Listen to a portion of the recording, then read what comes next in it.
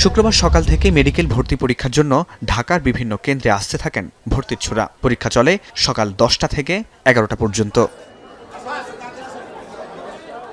Dhaka residential college কেন্দ্র পরিদর্শনে আসেন স্বাস্থ্য উপদেষ্টা। বলেন, দক্ষ চিকিৎসক তৈরিতে তুলনামূলক দুর্বল মেডিকেল কলেজকে সবল মেডিকেল কলেজের সাথে একীভূতের চিন্তা করছে সরকার। একই সাথে স্বচ্ছ প্রক্রিয়ায় মানসম্মত শিক্ষক নিয়োগ বাড়ানোর কথাও বলেন তিনি। কোথাও কোনোভাবে কোনো কিছু যেন প্রকাশ না হয়, কাজে সর্বোচ্চ সতর্কতা তারা নিয়েছে।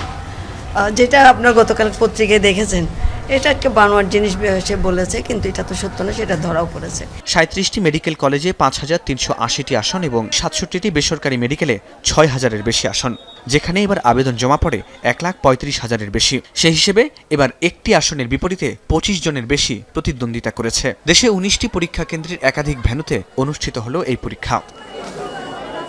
ময়মনসিংহের 3টি, চট্টগ্রামের 5টি, বরিশালের 2টি এবং সিলেটের 3টি ভেন্যুতেও দেখা গেছে শিক্ষার্থীদের উৎসাহ উদ্দীপনা।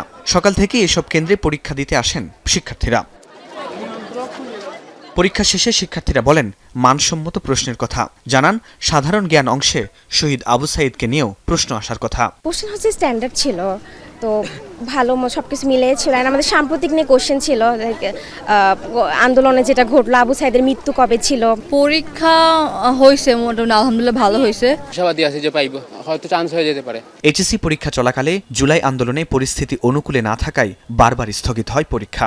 শেষমেশ অর্ধেক পরীক্ষা আর দেওয়াই হয়নি শিক্ষার্থীদের। কিন্তু সেই পরীক্ষা সংক্ষিপ্ত সিলেবাসে হলেও মেডিকেল পরীক্ষা দিতে হয়েছে পুরো সিলেবাসেই।